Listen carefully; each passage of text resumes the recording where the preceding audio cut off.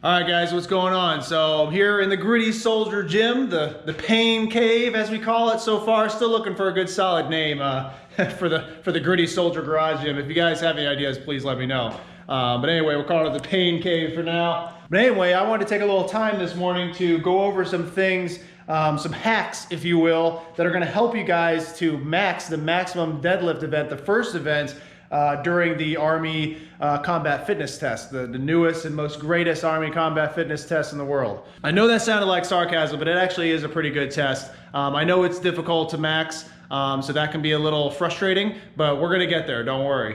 And I also know that there's a lot of different feelings out there about the ACFT, but we have to remember it doesn't really matter about how we feel about things. The fact of the matter is the test is out there, it's here to stay, so we might as well start learning how to max it, right?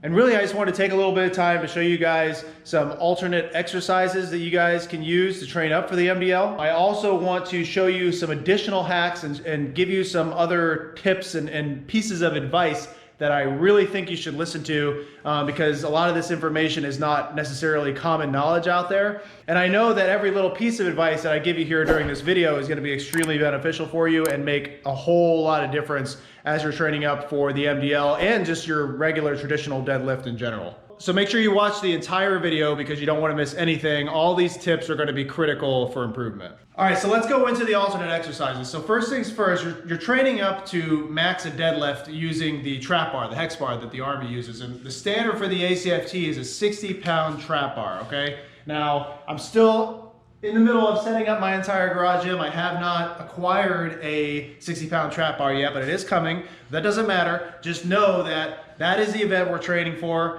and you want to be using a 60-pound hex bar as often as possible as you're conducting your training for that event, which only makes sense, right? If you want to get better at something, keep doing that one thing. But with that being said, when you're going out there and you're testing yourself on your hex bars, which you should be training at least once a week, there's some alternate exercises that I want you to throw into your routine, which will also help to strengthen the muscles and the power systems that you'll use during the Maximum Deadlift event. All right, so the first thing I want you to do is for those of you that don't have access or easy access to a hex or trap bar, is just use a traditional Olympic bar, okay? And use the 45-pound Olympic bar. Now, this might seem a little obvious that I want you to do a regular deadlift, but I want to show you the proper form of doing so and the form that's going to help you the most when you're training up for the deadlift with using the hex bar, okay? And then going along with this, I want you to start getting used to using proper form and do it with lower weight, okay? So don't just go out there and try to max right off the bat. You need to start off with lower weight to get the proper form, get used to that, and then move up progressively, okay? Slowly, don't get into a rush. Make sure you're doing proper form with everything that you do. All right, so when you're conducting a traditional deadlift, all right, this is the kind of form that I want you to do when you're training up for the MDL. Your feet should be lined up from where the flush portion meets the rugged portion here, okay? And it should be roughly around where your big toe and then the next toe right in between there. That's where these portions should be. So where my feet are is where most people are gonna be. So this might seem a little close for where a lot of people are used to deadlifting, but you gotta think about it. This is where your feet are gonna be when you're doing the hex bar deadlift, okay? So might as well get used to putting your feet there and make sure that you're training the right muscles. All right, so put your feet there. Your hands should be on the outside of your shins here. And when you lift, the lift should really be more of a full body lift, okay? You need to keep your back nice and straight, almost like a nice arch in the lower portion of your back. A good hack to use here for a good deadlifting stance is to look up as you're doing your lift, okay? And then when you actually perform the lift, you don't want to jolt it. You want to actually just pick it up, nice and easy, nice and controlled.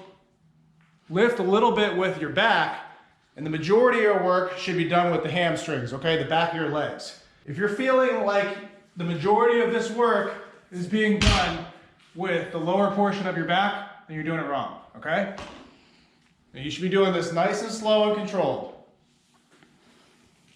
And then another thing that I've seen a lot of soldiers forgetting about when they're training up or when they're conducting their deadlifts is when you do come up to the very top, you should get a nice squeeze at the top, right in between your shoulder blades and like with your butt, all right? Squeeze with your butt and push out with the abdominal wall. That is the appropriate deadlift form for when you're training for the Maximum Deadlift event for the ACFT, okay? That's how I want you to do it. If you're training on a traditional Olympic bar and training for that event. If you're having a hard time with the deadlift, you should start off your deadlifting journey with a Romanian deadlift, okay? So that's just gonna be lighter weight. You're not gonna go all the way down to the ground once you start the lift, and your knees are gonna be a little less bent, okay? More straight. This is how it looks. So the grip's all gonna be the same, feet placement's gonna be the same, arching your back, all that's the same. Nice straight back, and when you go down, you only wanna go just past your knees, and then back up. Just past your knees, back up. Okay? Now I'm going a little heavy with this for me personally. Okay? If you're having a hard time or you haven't tried out RDLs yet, do it with just the barbell itself. Get used to the motion, get used to the movement. Another way to do this exercise is do it with kettlebells or dumbbells, okay? I like to use kettlebells, especially since the grip is very similar to the grip that you use during the MDL event. So grab yourself some nice heavy kettlebells, put your feet about shoulder width apart or where they might be when you're using the hex bar. Put the kettlebells right here, right next to your heels, and lift up just like a deadlift. All right, this will help you to get used to controlling the weight on both sides of the body, so you're not depending on one side over the other. And it will help to build your stability in that core strength. And as far as the Romanian deadlifts go, you should be doing single leg Romanian deadlifts as well, because you don't want one leg to get stronger than the other. A lot of times you don't realize it, but as you're using a barbell, you end up putting more dependency on one side of the body over the other. So it's good to train like one leg at a time or one arm at a time for all these different exercises, but since we're talking about the deadlift, one leg at a time. So find yourself something to hold on to keep you sturdy as you're conducting this exercise. Find yourself a good weight for you, something that's not too heavy, you know, something that you can actually manage for 8 to 10 reps at a time. Put one foot out. This is gonna be your stabilizing leg, and one leg's just gonna hang in the air, all right? Grab the weight. Again, you wanna keep the grip lateral, all right, just like you would for the MDL event, and then lift up. And same concept as we did with the barbell. Nice and easy. And you can see this is actually, I'm actually shaking a little bit because this is definitely a stability exercise, but this is gonna help you to build those muscles stronger, increase your stability, and just get you used to the overall motion. All right, knees slightly bent, pretty much a straight leg, but not all the way straight. You don't want to hyperextend your knee. And that's that. All right, I got one more exercise for you guys to do, and actually this one's pretty critical as well. They're all critical, okay? All these exercises are really important for this. But this one's the farmer's walk, okay? And you're probably familiar with the farmer's walk because it's something that you do during the sprint drag carry event.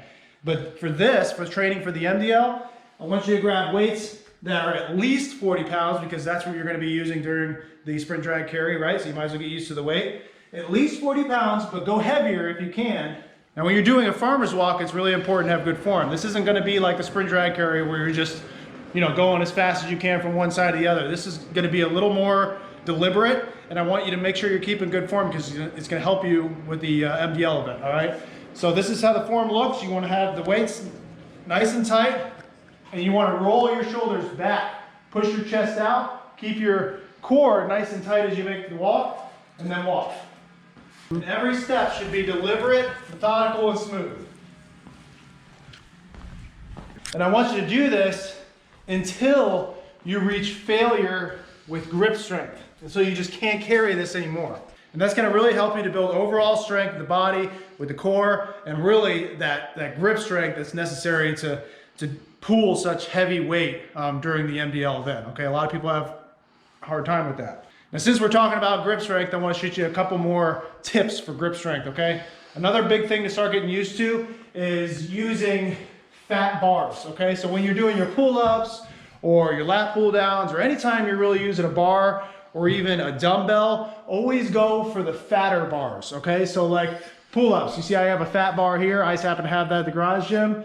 When I'm training for grip strength, I want to use the fat bar, okay? Still put everything around it. Don't do a monkey grip. Still have a beer can grip and pull all the way up, you know, just like you normally would, but just training with a fat bar, okay? Same thing when you're using the dumbbells. You'll see dumbbells at the gym that some of them are skinny like this, the grips, and some of them have fat grips, okay? Use the fat grip ones. That's gonna help you with your grip strength. All right, and last thing about grip strength, another thing I just want to shoot you guys real quick is don't use or rely on lifting straps, okay? I see a lot of guys in the gym, they're pulling up weight that's really not all that heavy and they're using lifting straps because they think that that's helping with their grip strength, but it's really not, okay? So the whole point of lifting straps is to basically attach the weight that you're trying to lift to the person, okay? So you're not really relying on your grip strength to lift that weight. But you want to train up the grip strength, so you don't want to use lifting straps. You don't want to rely on anything else besides the, your own capacity and capabilities, okay? So stop using lifting straps. It's not helping you. So the next piece of equipment that I want to talk to you guys about is the use of a weight belt when you're doing your deadlifts, okay? I would encourage you to stop using a weight belt when you're training up for the MDL, especially if you're just trying to reach that max level. That shouldn't be enough weight to require the use of a weight belt. Now, I know a lot of you guys out there are like, whoa, what are you talking about? Don't use a weight belt when I'm doing deadlifts. This guy is crazy, he doesn't know what he's talking about. But trust me, I'm willing to bet that the majority of people out there that are using a weight belt are doing so incorrectly or just shouldn't be using it, period. Now, it's really important to understand what the weight belt was actually designed for in the first place. And the weight belt is mainly meant to support the abdominal wall, not so much your back, okay? The weight belt is meant for extreme power lifters who are really pushing themselves for that max limit, lifting extreme amounts of weight, and they don't want to destabilize the core or rely too much on the strength of the abdominal wall, which might not have built up enough strength over time. And if they lift that kind of weight, they might, hurt something in their core. They might end up with hernias, so on and so forth. But the average person should not be using a weight belt, okay? And the reason for this is because you're doing yourself a disservice. You're not allowing your body, your actual foundation, to build up the strength that it would need to naturally progress without the use of extra tools, okay? So when you're working on your deadlift and you're working your form and you're increasing the weight over time, don't try to overextend yourself. Start off with lower weight. Make sure that you get the form as right as possible before you move on to increasing the weight. And don't rely on the weight belt. As you do this is going to help build that core strength up naturally. You're going to build that abdominal wall up. You're going to decrease your chances of injury, decrease your chance of like a hernia or a blowout or something like that. And take it from me, you will have no issues eventually making it up to the max range without the use of a weight belt, and it will be pretty easy for you. And it will be natural. So for all you studs out there that just want to get the maximum amount of benefit from each and every workout, look at it like this. Every time you put on that weight belt and you're not trying to go for a new PR, you are cheating yourself at developing core strength, okay? Try to do things natural. A good rule of thumb is that you shouldn't even consider the use of a weight belt until you're lifting over 1.5 times your own body weight.